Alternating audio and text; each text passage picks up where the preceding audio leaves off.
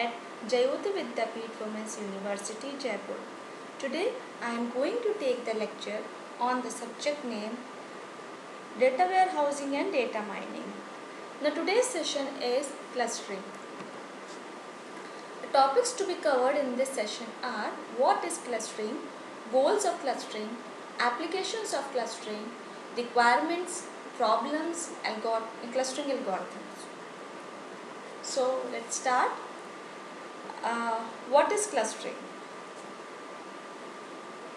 Clustering can be considered as the most important unsupervised learning problems. So as every other problems of this kind, it deals with finding a structure in a collection of unlabeled data. Okay. So if a loose definition of clustering could be the process of organizing objects into groups whose members are similar in some way. So a cluster is therefore a collection of objects which are similar between them and are dissimilar to the objects belonging to other clusters. Okay. So in this I have mentioned the term unsupervised learning. I think you have heard about this term. There are two types of learning, supervised and unsupervised, and these terms I have already taught in my previous videos, but it's okay. Here I am telling you about in brief. Supervised and unsupervised means if the task which is done through supervision, that is called supervised. Okay, means they are giving some tips, or you have to follow some type of protocols, rules and regulations, then that is called supervised. Okay. If I am talking about the unsupervised means there is no supervision, means no monitoring, no controlling. You have to do that task by your own, right? So this is basically the difference between supervised and unsupervised. And if you combine this supervised and unsupervised in terms of learning process, then what is learning means what? To extract or to analyze the data so that you can use that data for your task. Okay, so learning is basically can be supervised or no unsupervised. In terms of supervised learning means you are following some rules regulation under which category you have to classify those things, and if you are talking about unsupervised learning, then that data which is not in terms of supervision. Like if I am giving an example, if I am talking about the book, then of course image comes into your mind. Okay, this type of book. If I am talking about the C language book, okay, fine. If you are the computer science students, then their picture comes in your mind that okay, fine, C, okay, Yashwant Kanetkar, okay, Sham series. These are the books which are which we prefer for the C language. If I am talking about that novel, okay, fine, Robert H. Schuller, in that novel, okay. If some person didn't go through that name, or not interested to read the novels, then he don't know who is Robert H. Schuller. So basically the things is he would be not able to categorize the things. If you know in which category that item you have to put it, that means that is called supervised. If you don't know, suppose for a layman who don't know about the computer science, who don't know about the subjects of computer science, and if I'm telling him to just classify these books as per the authors, or as per the title of the subjects, then he is not able to, because all the books are look like same, like what is C, what is networking. He doesn't classify. He just what to say, he just do by your own, like like hidden trial method, you can say, like guess method. Okay, so that is the basic difference between supervised and unsupervised, right? I think this is enough to understand the supervised and unsupervised. Now, it comes to this graphical example of clustering. In this graph, you are seeing here 4 clusters are there. Okay. So, in this case, we easily identify the 4 clusters into which the data can be divided. In the whole data is divided into these clusters. And how we divide this data? This data we divide as per the distance, because the distance, if we calculate the distance between this data element and this data element, this is far away from this. The distance between these two data items is much more as compared to the distance between these two items, because these two items are very much closer rather this item. So we put it into this cluster. Okay, so and if it is far from this away from this data item, then we put it into the other cluster which is close to that item. So that data item is close to this data item, that's why we put it in this cluster. So that by using this method, we calculate, or you can say we classify these clusters, or we classify according to the distance, you can say, in which cluster you have to put it in the that data item, right? So there are basically 4 clusters which we have to classify, or you can say which we have to divide it. The similarity criterion is basically the distance. Okay, so the only key thing is the distance. Through distance we can only classify the data items which has less distance. It comes to in a particular cluster.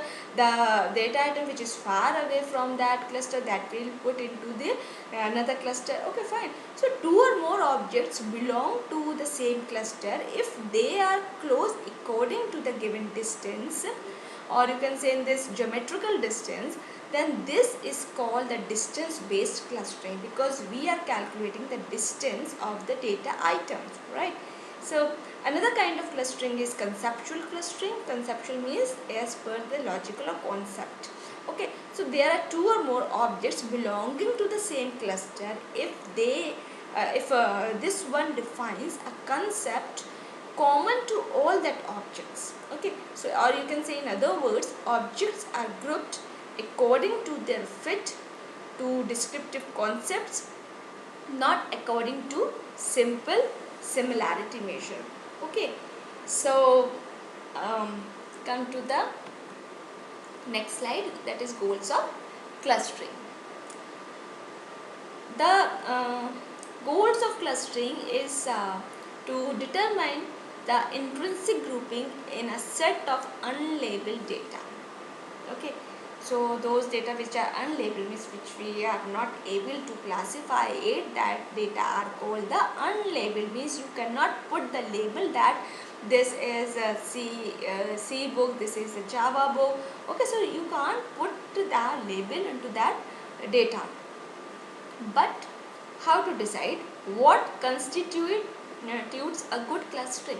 Okay, so it can be shown that there is no absolute best criterion which would be independent of the final aim of the clustering. Okay, so therefore it is the user which must supply this criterion in such a way that the result of the clustering will suit their needs. Like we could be interested in finding representatives for homogeneous groups, that is data reduction. Homogeneous means similar type of, okay, heterogeneous means different types. Okay, in finding natural clusters and describe their unknown properties, that is natural data types, in finding useful and suitable groupings, or in finding unusual data objects, right? These unusual data objects are the outlier detection. Now comes to the applications of clustering. Clustering algorithm can be applied in many fields. For example, marketing, biology, libraries, insurance, city, earthquake studies, and www. Now in the marketing, finding groups of customers with similar behavior given a large database of customer data containing their properties and past buying records. Now the second one is biology. In this classification of plants and animals giving their features. Third is the library. In this we are just ordering the books. Fourth is insurance. Identify find groups of motor insurance policy holders with a high average claim cost, which and identifying the frauds. Now the another one is city planning. This identify groups of houses according to their house type, value and geographical locations. You have heard about the term smart city. Smart city is what in terms of geographical locations, in terms of that map which is passed by the municipal corporation. Okay, so so in some places it is not possible to follow that map. Okay, now come the www means before that earthquake I skip. Earthquake studies means clustering observed earthquake epicenters to identify dangerous zones. Okay, so in the www document classification and clustering weblog data to discover groups of similar patterns. Now comes to the requirements. The main requirements that a clustering algorithm should satisfy are: first, scalability, dealing with different types of attributes, discovering clusters with arbitrary shapes, minimal requirements for domain knowledge to determine input parameters, ability to deal with noise and outliers, insensitivity to order of input records, high dimensionality, interpretability and usability. Now comes to the problem. There are a number of problems with clustering. Among them, some of them I have discussed here. First is current clustering techniques do not address all the requirements adequately, that is non-concurrently. And dealing with large number of dimensions and large number of data items can be problematic because of time complexity, right? So the effectiveness of the method depends on the definition of distance for distance based clustering. If an obvious distance measured doesn't exist, we must define it, which is not always easy, especially in multi-dimensional space. So the result of the clustering algorithm that in many cases can be arbitrary itself can be interpreted in different ways. Now comes to the clustering algorithms. In this k-means and fuzzy c-means and hierarchical clustering I have discussed. But the k-means algorithm I have already discussed in my previous video. Okay, so next I will describe about fuzzy c-means algorithm.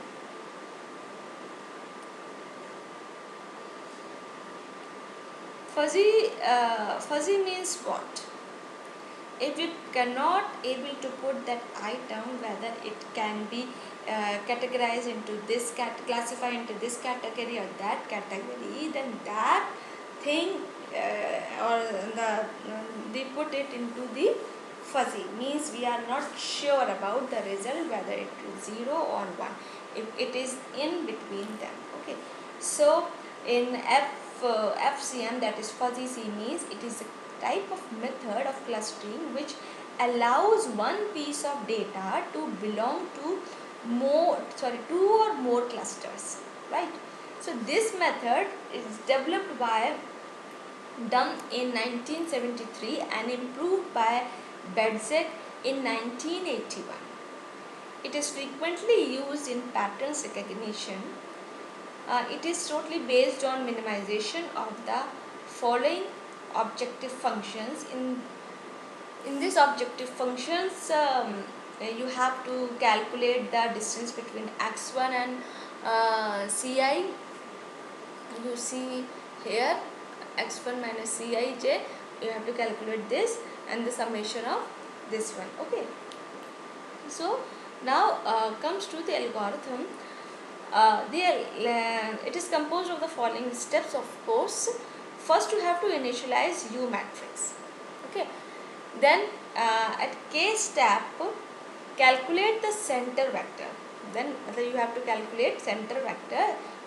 Center vector you have to calculate through this formula, that is ck equals to cj with uk. Okay, so this can be calculated here. This case step is calculated here. Data center cj is the data center.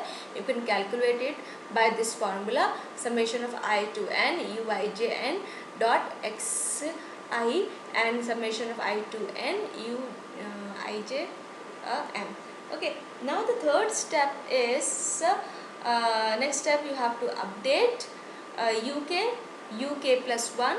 Okay, so using this formula, if there is a condition uk plus 1 minus uk is less than, then stop.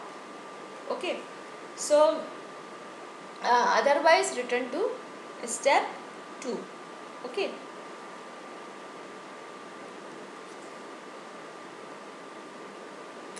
now comes to the hierarchical clustering. In this hierarchical clustering, given a set of n items to be clustered and an n cross n distance or similarity matrix, the basic process of hierarchical clustering defined by S.C. Johnson in 1967 in this. Okay, so this starts by assigning each item to a cluster, so that if you have n items, you now have n clusters, each containing just one item. Let the distances similarities between the cluster the same as the distance similarities between the items they contain. So this next find the closest, that is more similar pair of clusters and merge them into a single cluster, so that so that now you have one cluster less. Okay, so the next is compute distance between the new cluster and each of the old clusters. Then repeat step 2 and 3 until all items are clustered into a single cluster of size n. Okay, so if in the step 3 can be done in different ways, which is what distinguishes single linkage from complete linkage in average linkage clustering. Okay, you need not to go in depth for this. So this is all about clustering. This is a question for the practice. What are the different categories of clustering methods? Thank you. This session powered by Digital Version 2.0 Jayoti Vidyapeeth Women's University. Hope you are satisfied with my digital session. If you have any query, please mention in comment box. I will resolve it. Thank you.